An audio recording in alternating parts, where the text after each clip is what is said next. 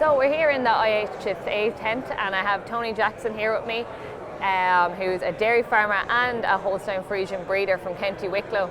So Tony, how long have you been involved in the IHFA?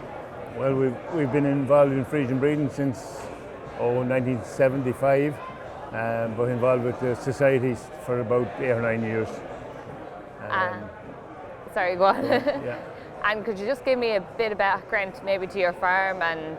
Well, we're in Gilsenan in County Wicklow. We make 170 Holstein cows. Herd average is about 8,900 litres. 450 butterfat, fat, 345 protein. And have you always been breeding pedigree stock, or? We've always bred pedigree Holsteins since 1975. But over the years, the breed has evolved, and we have a different kind of cow now than we had back in '75. And what do you kind of look for when you're breeding cows for your herd? Well, that's what I say. The thing has changed. Now we're looking at the Holstein cow now is not as big a cow as the cow we bred in the early years. They're more farmer friendly, and we tend to breed cows not as tall, but more chest width and very good legs and feet and real good udders. Because on lots of farms now, you know, cows have to walk. It's not uncommon for cows to do 2 miles a day on track to paddocks, and they do a lot of going. So good legs and feet and good udders are very, very important. And with the level of production that's been got out of cows now, you know, they need good, well-attached udders. So you have a cow here on show here today. Could you just tell us maybe a bit about herself? Yeah, the cow that we have here is she's a second calver. She's classified VGA6. She's projected to do almost 7,800 litres on her second. Butterfat is over 5% and protein is 377, nearly 700 kilos of milk solids, which is okay. Yeah. But she's a medium-sized cow with good body depth and a good udder and decent tail, legs and feet. Good commercial dairy cow. And how does a cow actually achieve pedigree status? Well, pedigree status, it's a record over time as to, you know, what the dam and the sire of that particular cow was.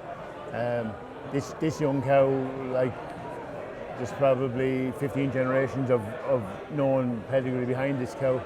This particular cow is by an Irish bred sire, YRY, and so you know, she's by an Irish sire. And has she won any competitions in her day? No, she's not a competition cow. She's just a good, hard-working, farmer-friendly cow for me. But would she be your ideal cow, or? Well, yeah, we like that medium-sized cow, but they must be able to work hard, you know. Yeah. But we calve spring and autumn, so we produce milk for Glanbia so when you get your Avonmore carton, that's her milk. Should be in it. And then I know there's no judging going on here today, but what would a judge look for in a cow that? Well, basically he'll look for good straight top lines, body capacity, good deep bodies, and good legs, good nice clean bone and good legs and feet, and with real good udders. Yeah. 40% of the points that go for a cow goes for the actual formation of the udders. Strong central ligaments, good high rear attachments, and teats in the right place. Vessels that'll take a lot of milk and will stay around for a long time, hopefully. Last a long time. And then what kind of preparation is involved in getting a cow ready for a show like this? Well, we done very little preparation for this.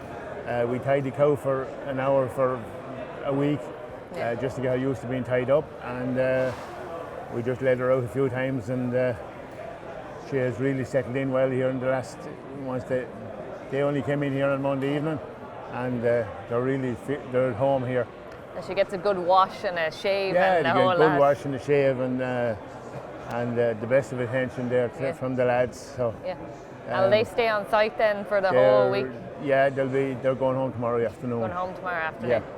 And then in terms of milking, Oh, you have a portable milking machine. The lads milk them here early in the morning and in the evening, so they milk twice a day. And as you Well can see, looked after. they're well looked after. So, yeah. And is it hard to train them up on the halter, or do they get used to it? No, not a big job. Just tie them for a few sessions and they get the hang of it very quick. So they're happy out. Yeah. And what do you think the future will be like now for the Holstein Friesian breed? Well, I think going forward with all the climate change and all the environmental issues, I think the emphasis will be on a higher production cow on farms, with less of them. And it'll be all about carbon footprint and environmental issues going forward. And I think less cows, well looked after, on grass for as much of the year as we can, but and well looked after indoors then for the rest of the year. Yeah. That's great. Thanks for talking to us, Tony. Thank you very much. Enjoy the rest of your day here. Thank you.